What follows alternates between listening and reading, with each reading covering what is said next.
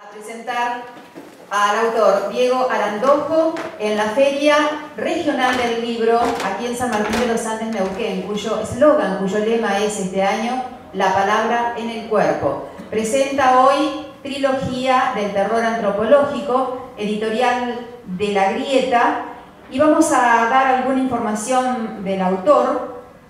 Nació en el año 78, egresó del IDAC como realizador cinematográfico y del ISER Buenos Aires como guionista de televisión. Publicó Manu en la playa, Esquina, también publicó Bastón de mando, La vida secreta de las empanadas, Los Gibbins, también publicó Negrísimo, Trilogía del terror antropológico, Morondanga, Operación Lugones, junto a Ramiro San Honorio, Pequeñas Depres, y así escribió más de 15 series documentales para el canal Encuentro, Presidentes Argentinos y La Era de los Caciques. Bueno, en fin, hizo un montón de presentaciones, un montón de libros, y de esta manera lo presentamos a Diego Arandojo aquí en la Feria Regional del Libro en San Martín de los Andes. Bueno, mucho hablar, tan lejos no vamos a llegar. Con Diego nos conocimos, como todas estas cosas fortuitas, en la presentación en Buenos Aires del libro A secas de Mariani y Prolegómenos, que fue el segundo que editamos junto a Federico Barea. Y que bueno, esto yo siempre relaciono las cosas, me gusta relacionar el camino que van llevando los libros. Este libro empezó con encontrar a Adriana Marcus en una feria de libros de Zapala, junto con el Rafa, conocer a Mariani en sus últimos momentos y tener el material que nos fue llevando a través de Guillermo Sacomano en Página 2, una nota, a poder presentarlo en Buenos Aires.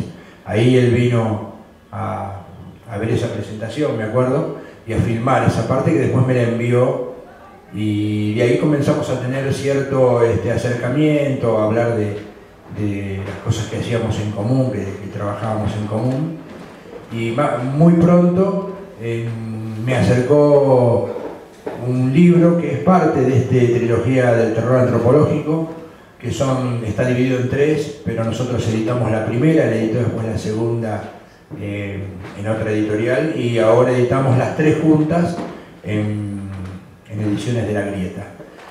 Con Diego hemos presentado ahí junto a Alejandro Tarruela en el Centro Cultural de la Cooperación, donde yo tuve la posibilidad de meterme en el medio de 2 grandes escritores, y en aquel momento yo presentaba un libro que era de cuentos y ellos eran los 2 poetas que cerraban el día, aquella noche.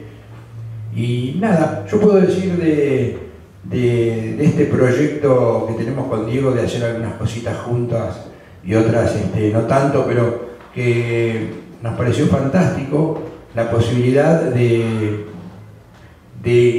para La Grieta, digo para Ediciones de La Grieta, de intentar entrar en Buenos Aires con todos los escritores que ahora estamos editando, a través de ese documental primero que él nos empezó a mandar, porque yo lo utilicé casi como propio del editorial, que fue el de Opium, y yo me lo tomé como, digamos, como si la editorial hubiese hecho algo, porque le metimos una tapita de La Grieta en el YouTube, y mientras él lo enviaba por su cuenta, nosotros lo enviábamos, y empezó a llegar a gente que nos empezó a convocar de Buenos Aires, primero para comprarnos algunos libros. Hemos podido trabajar desde el lugar de lo, no sé si de lo comercial, pero sí de lo publicitario en Buenos Aires, y hoy en menos de un mes vamos a estar con él presentando este libro también en Buenos Aires, junto a Alejandro, junto a Daniel Segeso, un filósofo que va a presentar una novela, junto a otra escritora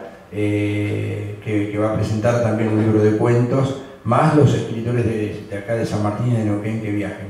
Así que bueno, fue una puerta para nosotros Diego, y de su obra yo lo único que leí es esto, y ahora estoy leyendo otro libro que Diego es multifacético y uno lo tiene siempre relacionado al documental, y para mí es un escritor, un gran escritor y un gran poeta, que rompió por lo menos todo lo que yo había ido leyendo, en poesía. Tengo bastante lectura de poesía, fundamentalmente en los últimos años, y esta trilogía me parece que fue un lugar que yo no estaba acostumbrado a leer, como leer, qué sé yo, no digo El Señor de los Anillos, pero como leer a Stephen King en poesía.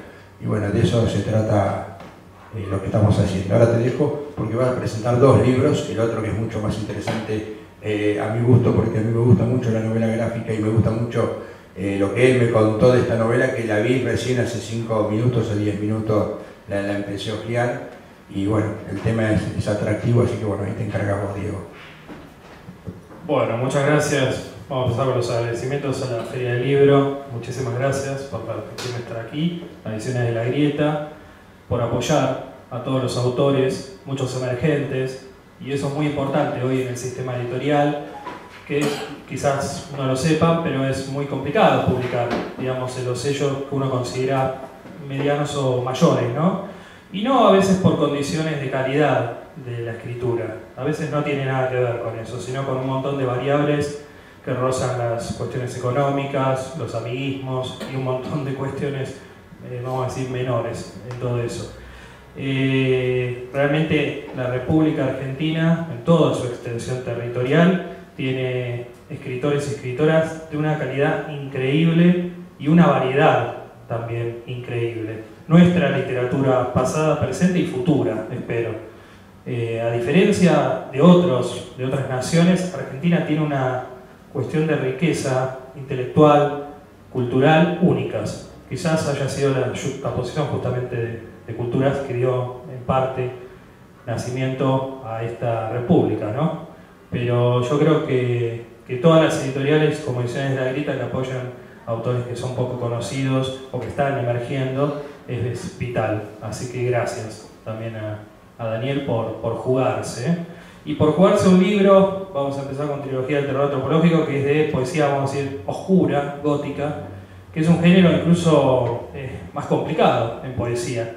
Yo tengo un viejo amigo catalán, Flavio, que ya falleció lamentablemente, que cuando yo le contaba que me dedicaba a la poesía, que esto fue hace muchos años atrás, me dijo, esa es una profesión de riesgo, digamos, es como de escalar o digamos en alta altura, ¿no? Y la verdad que hay una sabiduría incluso en ese comentario, porque realmente cuando uno produce poesía está entrando en cierta zona de riesgo, digamos. Aunque la poesía en Argentina, que también tenemos una gigantesca trayectoria, hoy por hoy está viva en los libros, pero también en la música. Digamos, cuando surgió en los 60 el rock nacional, muchos poetas de esa época pasaron a ser letristas. Y hoy, en cualquier canción, digamos, de rock nacional, hay poesía, o debería haberla. Pero, digamos, que sí, para mal o mal, cada vez que escuchamos una canción hay una construcción, vamos a decir, poética, ¿no? Que puede estar sujeta a la rima, que puede ser libre, que puede buscar construir una imagen poética o destruirla, pero está entre nosotros, está en nuestros teléfonos, digamos, camuflada, ¿no?, con la música. Este libro, como señalaba muy bien Daniel, tuvo una génesis que fue un librito que está, aquí lo pueden adquirir, que se llama Te odio tanto. Y cuando lo presentamos en Buenos Aires fue muy curiosa la reacción, porque la gente lo miraba con ese título, que en la portada hay una ilustración de una mujer gritando. De hecho, todas las ilustraciones del libro son mujeres gritando, que están hechas por un amigo dibujante que también ilustró este libro, que es Fabián Arnati, que vive en Londres. Y la verdad que ese efecto, el efecto de una tapa blanca con un título como contundente, con una poesía que no es amable al lector, todo lo contrario, que busca molestarlo, eso es un poco el estilo de mi poesía. A mí no me interesa complacer al lector, no me interesa halagarlo, llenarlo de hermosas imágenes, de endulzarle el paladar de las córneas, todo lo contrario. A mí me gusta producir en el lector una molestia, algo que perturbe. Siempre esto lo digo dentro de los límites que da la propia literatura, porque esto no es periodismo, esto no es crónica policial, justamente. Es oscuro, es denso, es molesto, es irritante, pero es poesía. Y de hecho les leo lo que es la contratapa del libro, que resume el espíritu de lo que yo hago también. El cuerpo humano es el verdadero terror. Esa es la premisa que reúne estos 3 poemarios. Te odio tanto, déjame en paz y púdrete para siempre. Se trata de un libro incómodo que no pretende gratificar al lector con una poesía bonita y agradable. Todo lo contrario. Estamos en presencia de una obra que molesta, que oscurece el pensamiento, que lo hunde en nuevas y terribles zonas. Ilustrado magistralmente por Fabián Hernández, el dibujante. Bueno, ahí está resumido un poco el espíritu de estos 3 poemarios que forman una frase, que es: te odio tanto, déjame en paz, púdrete para siempre. Que es como un sortilegio también, que yo he hecho en esos 3 poemarios un poco al lector. Y ahora voy a hacer una lectura de unos textos, y la verdad que yo estoy muy satisfecho con el resultado del libro como objeto, porque ha quedado hermoso. El trabajo de Fabián también es exquisito, y además la labor de edición de La Grieta. Y básicamente es eso, es un libro que no busca complacer, sino que busca molestar. Y yo creo que un poco la literatura, o es por lo menos mi visión humilde, que cuando uno lee un libro y no le pasa nada, no importa de qué género, si uno lee un libro y no vio, no sintió, no olfateó lo que está leyendo, no funciona. Yo lo creo así. El escritor que se dedica a la literatura en todas las vertientes es un poco incitador de todo eso, debe incitar. Si no emociona, para bien o para mal, la emoción, no funciona el texto. Y a mí creo que el mejor halago que tuve de uno de los libros fue en otra feria en Buenos Aires, que lo tenía apoyadito ahí en una mesa de exposición, que una chica lo dio vuelta, leyó un poco la contratapa, lo abrió, leyó 2 poemas y dijo: la verdad me perturba, realmente perturba, y se fue asustada, digamos. Y yo dije: bueno, funcionó, está funcionando, digamos. Y la búsqueda no es morbosa, no es una búsqueda, digamos, de malignidad, todo lo contrario, es estimular la imaginación y llevarla, como decía el texto de la contratapa, a otra zona, a otros rumbos. A mí me parece fundamental, en este caso, por lo que yo hago y por lo que yo también he consumido como poesía, dentro, vamos a decir, de la línea gótica, de la poesía más densa que oscura, porque eso mismo no es una cuestión de construcción literaria morbosa, todo lo contrario. Yo lo que busco es perturbar al lector, sacarlo un poquito de su lugar. Y la verdad que la sensación de miedo en literatura, y gracias por lo de Stephen King, de la poesía, porque me queda demasiado grande igual, pero hay una intencionalidad ahí también, lo que dijo Daniel. Que King, que ahora por suerte está siendo más reivindicado, que es un autor súper popular, pero ustedes no sé si saben que la crítica de Estados Unidos a Stephen King lo tomó como punto, y lo han criticado incluso de tener una especie de corpus de 10.000 palabras y no más de eso en su vocabulario, y que no puede pasar, según distintos críticos, de ese como límite. Y yo digo, bueno, está bien, vamos a suponer que Stephen King tiene, digamos, un límite de vocabulario de 10.000 palabras, pero ¿cómo las usa esas 10.000 palabras? Y cómo nos genera, con muy poco, con una gran síntesis, un clima, una psicología de personajes, una narrativa. Entonces no tiene que ver la calidad con la cantidad de palabras o lo floreado que pueda ser la escritura, no. Esta es la redacción narrativa de ficción, es un ejercicio también, digamos, de estilo y de saber con muy poquito generar mucho. Y yo eso lo aprendí de un maestro que tuve en Buenos Aires, que fue Juan Jacobo Bajarlía, que fue un gran poeta y escritor. Yo tuve el honor de ser, digamos, su último discípulo antes de fallecer en el 2005, y hoy estoy encargado del archivo de Juan Jacobo, y él lograba, a través de construcción de imagen poética, construir e instalar una situación en un poema con 10 o 15 palabras. Y ese es un arte muy sutil y muy difícil. Entonces, esto no tiene que ver la calidad de vuelta con la cantidad de palabras, Podemos leer un cuento de 10 páginas y no nos pasa nada, quizás. Vemos una historia que empieza y termina, y en cambio podemos leer, digamos, 2 versitos, entre comillas versitos, y nos pueden cambiar la vida. Entonces, acá hay una situación importante en lo que yo hago en relación a eso, y me siento un poco heredero de Juan Jacobo en ese nivel de cómo se puede contar muchísimo con pocas palabras, y se puede hacer.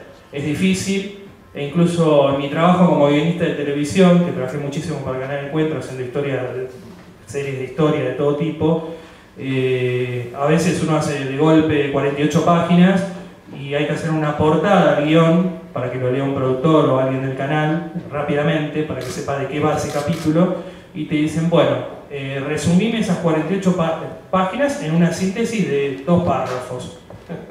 Y les puedo garantizar que hasta el escritor más o escritora más capaz se encuentra un brete ahí, porque como hay que encontrar el núcleo, el corazón de ese capítulo, de lo que uno está contando, y resumirlo fluidamente en 2 párrafos. Entonces, eso es muy, muy importante, por lo menos para mí, para mi búsqueda como escritor, que trasvasa todas las cosas que he hecho. Cuando leía ese pequeño texto epistolar un poco de mi recorrido, yo he hecho de todo. Hago investigación sobre empanadas, sacando fotos, he hecho un libro antropológico sobre empanadas, que es una de mis pasiones.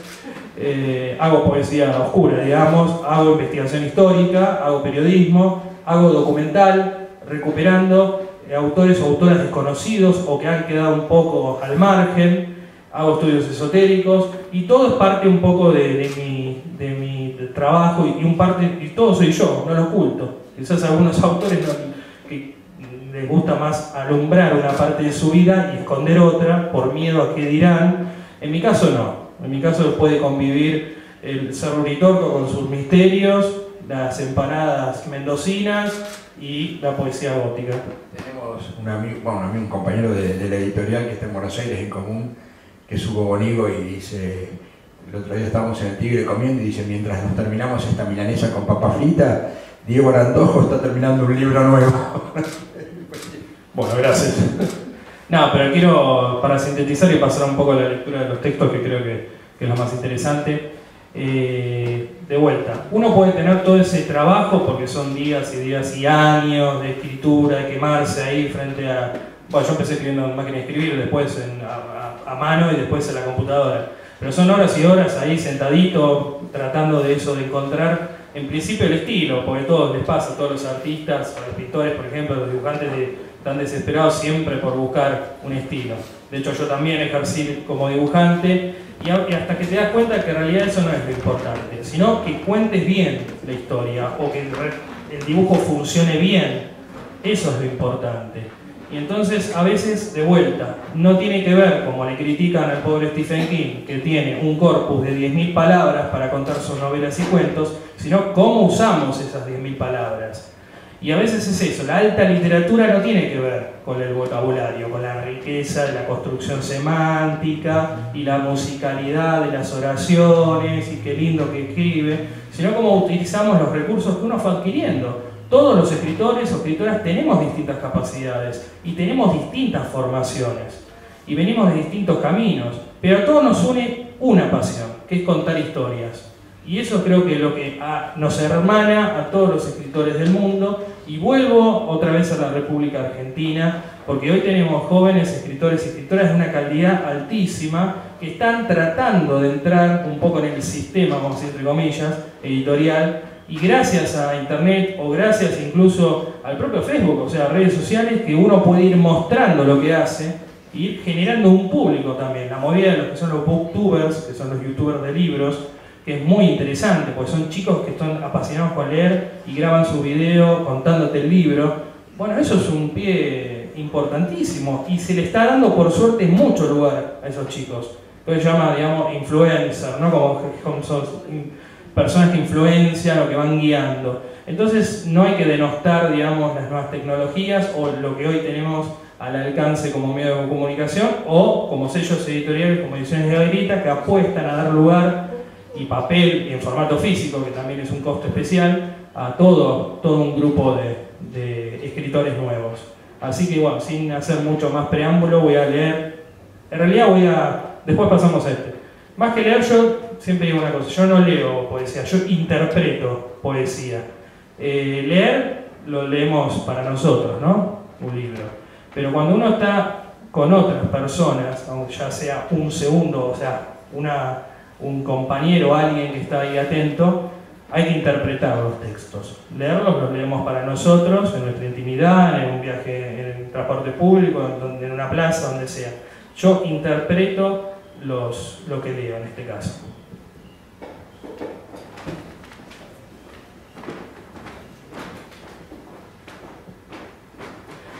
La sensibilidad no existe.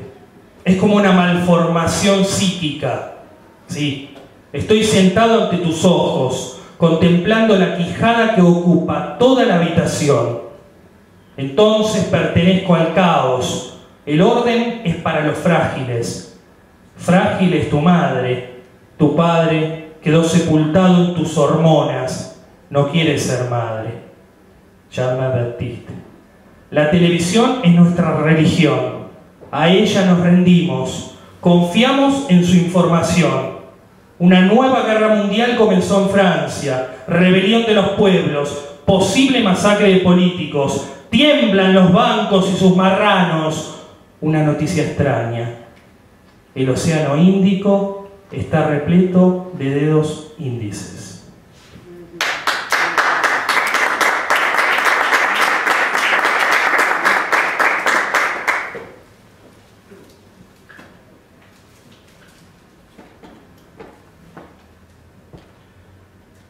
Un juego esotérico.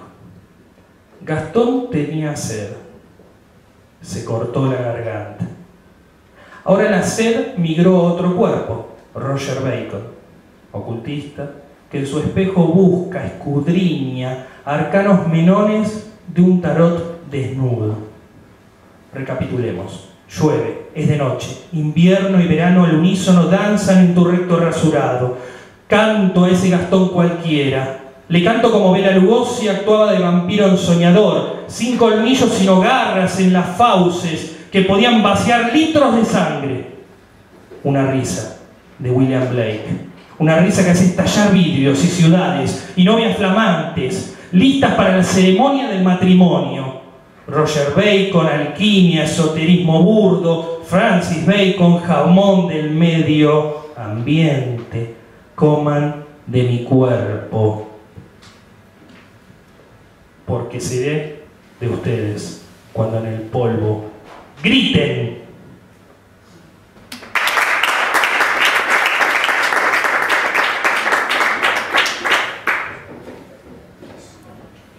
Vigilancia. Te observo. Mis ojos son búhos. Animales de terracota brotan de mis pantalones. Sigo observándote. Tu falda, tus piernas blancas y delgadas. Los búhos de mis ojos se preparan a atacar. En un segundo te sueño bañada en sangre, tu sangre. Roja doncella mía, podría amarte a mi modo, en la noche, en el día. Estoy preparado para todo.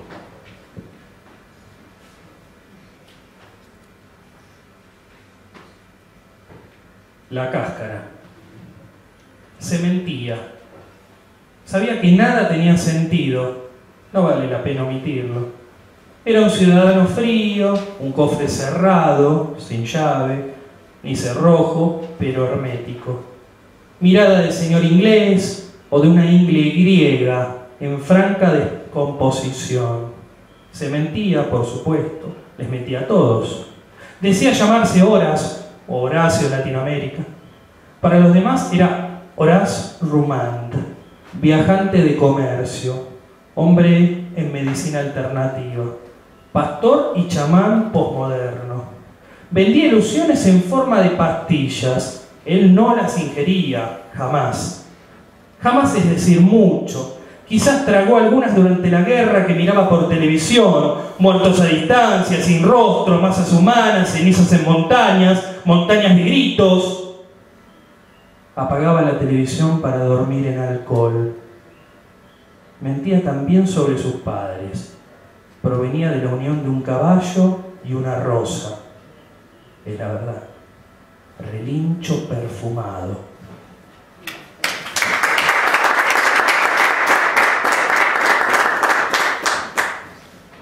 7.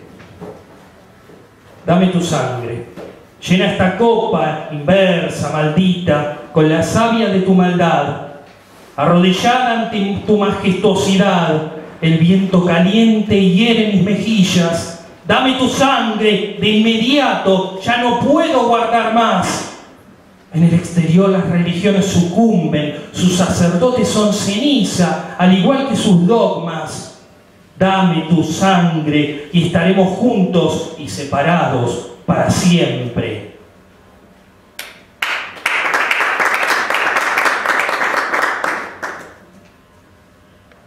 Dos más del Púdrete para siempre, que es el último poemario, y pasamos al otro libro. Me contaba mamá tantas cosas, algunas horribles, otras placenteras, sobre un árbol que hablaba de cosas monstruosas. Su voz era como de trueno que hacía estallar tímpanos. Sus raíces eran lápices que escribían derrotas en mi espíritu.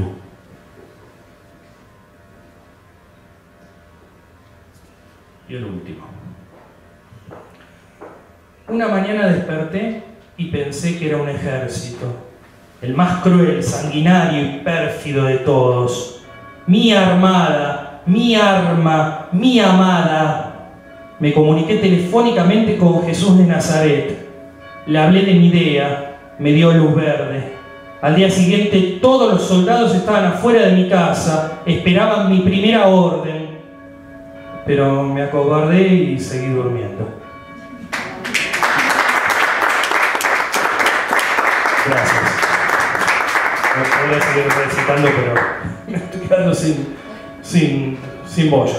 Bueno, eso es Trilogía del Terror Antropológico, que el que le interese lo puede encontrar aquí en el stand de Ediciones de la Grieta. Y el segundo libro para presentar es una novela, vamos a decir, no diría de fantasía, vamos a decir histórica, porque utiliza el contexto de la Guerra de Malvinas con un elemento fantástico de ciencia ficción, que es Operación Lugones, Malvinas, la Guerra Secreta, que es una coautoría con Ramiro Sanonorio, que es un importante también guionista de Buenos Aires, un amigo además. Y Operación Lugones, lo que trabajamos es novela, justamente están las antípodas del otro libro poemario. Y trata de la historia de Luis, que es un joven conscripto, que le toca vivir una situación bastante rara durante la Guerra de Malvinas. Lo contratan, entre comillas, en Buenos Aires, en lo que era la Secretaría de Inteligencia en ese momento, para formar parte de un operativo secreto que se realiza en la que va a ser la preparación de Malvinas, del conflicto de Malvinas, ¿no? O sea, estamos hablando del año 82. Y lo que es interesante en la historia, por eso lo de la Guerra Secreta y el título, que tiene que ver con el escritor Leopoldo Lugones. Hay toda una historia que yo descubrí cuando estaba trabajando en un largometraje documental que se tituló 30 años de silencio, el secreto de Guillermo Alfredo Terrera. El profesor Terrera era un catedrático de la Universidad de Córdoba, que después migró a la localidad de San Isidro, en Buenos Aires, y él fue custodio de un objeto metafísico que se llamó el bastón de mando, que sigue siendo buscado por todos aquellos que les interesa la temática esotérica.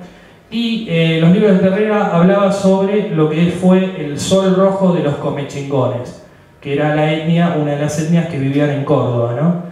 Y este sol rojo, venerado por los comechingones, que tenían un culto solar de adoración al sol, fue, según cuenta Terrera y otras fuentes, extraído, era un sol en la piedra, tallado en piedra, fue extraído de su hábitat, vamos a decir, natural, por un arqueólogo inglés, Gardner, que vino a trabajar en los años 20 a Córdoba, en principio para hacer un relevamiento fotográfico de las pinturas rupestres de los comechingones, que sin saberlo, lamentablemente utilizaban los viejos flashes. Habrán visto esas películas que echaba el flash polvo así, y justamente ese polvo del flash impregnó en muchas pinturas pintadas en las cuevas, en las grietas, y las fue dañando, digamos, lamentablemente. O sea que muchas se han perdido. Pero sin embargo Gardner hizo un trabajo de dibujo, también de transcripción de estas pinturas de los comechingones en Cerro Colorado, en la Casa del Sol, en distintos ámbitos de Córdoba, y fue fundamental ese libro, el Rock Paintings in Northwest Córdoba, que se editó en Oxford en el año 31, en Inglaterra, porque hoy por hoy nos legó eso como único, vamos a decir, testamento de un montón de pinturas que ya lamentablemente no existen, no solamente por esa culpa indirecta química de su cámara de fotos, sino porque la desidia, un poco el abandono del paso del tiempo sobre los pueblos originarios de Córdoba también condujo a eso, a que se vayan perdiendo y el deterioro natural. La cuestión que Gardner conoce de las pinturas rupestres a través de Lugones, que publica en el Diario de la Nación el primer texto, vamos a decir, periodístico que habla de que hay pinturas en esas cuevas. De hecho, le indican un poquito el mote de descubridor de las pinturas rupestres. Pero la cuestión que Gardner accede a esa información le parece muy interesante, y él era docente en Oxford y aprovecha 2 o 3 años en sus vacaciones para venir a Argentina junto con su esposa y hacer esto mismo, la transcripción en dibujos de lo que veía en la piedra, fotografías, y después se edita el libro. Así que un poco esa es la parte histórica, digamos. Nosotros nos nutrimos en Operación Lugones con Ramiro de historia y, vamos a decir, y una parte de aventura, historia de fantasía. Esto está, digamos, en la tónica un poco del estilo, un poco de Dan Brown, de una historia donde hay aventura y historia, justamente, ¿no? Historia verídica. Y bueno, la historia, como les contaba, es este joven conscripto que lo contrata el ejército para enviarlo a Ushuaia a formar parte de uno de los tantos operativos que hizo en ese momento Argentina en los preparativos para la guerra con Inglaterra. Ustedes sabrán que hubo realmente un montón de operaciones secretas que hizo el Estado Nacional. Algunas son de una imaginería increíble para frenar el avance, en principio, de la Armada Británica que venía, las Task Force que venían hacia el Cono Sur, y nosotros nos fuimos por eso mismo, nutriendo de datos reales para alternarlos con la historia, con la aventura. Y el libro lo que cuenta es una especie de guerra indirecta, desconocida, por lo menos hasta este momento, que uno está leyendo y sumergiéndose en la novela, una guerra mágica entre brujos argentinos y brujos británicos. Y esto es algo que también Terrera en su momento, en sus libros, más que nada en El Valle de los Espíritus, que editó Kier, hablaba y sugería en realidad de que cuando fue el conflicto de Malvinas, además de la guerra convencional, digamos, había otra guerra escondida, que los brujos del Reino Unido, que ellos tienen una tradición esotérica muy importante, estaban haciendo, vamos a decir, un trabajo mágico para dañar los símbolos de la Argentina. Porque obviamente hay un tipo de magia operativa que se trabaja con lo simbólico, y todos ustedes la conocen a través de los muñequitos vudú, que representa ese muñeco a una persona, y que si uno ejerce a conciencia un daño en el muñeco, supuestamente eso se replica a la persona. Entonces lo que se cuenta o se rumorea en el ambiente esotérico argentino y también en parte el británico es que durante la guerra de Malvinas, y aunque tenía Inglaterra una superioridad naval y tecnológica, igualmente eso, ustedes pueden saber que uno puede ganar una guerra en lo que es el terreno, digamos, táctico, pero eso no significa la rendición del pueblo. O sea, el pueblo sigue en una lucha, vamos a decir, distinta, ¿no? Entonces lo que nosotros contamos en la novela es como al mismo tiempo, además está construido muy visualmente, ya que tanto Ramiro como yo somos guionistas y de cine también, entonces lo armamos casi como una película esto.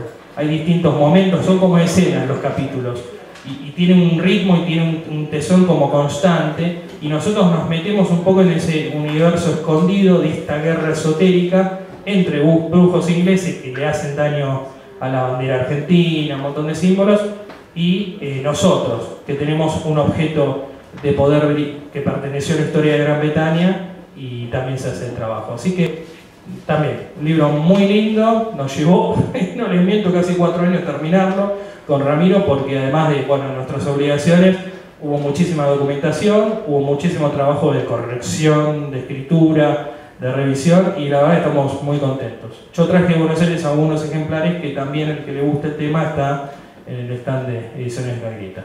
Así que bueno, nada, muchas gracias a todos los presentes y sigan leyendo literatura argentina. Gracias.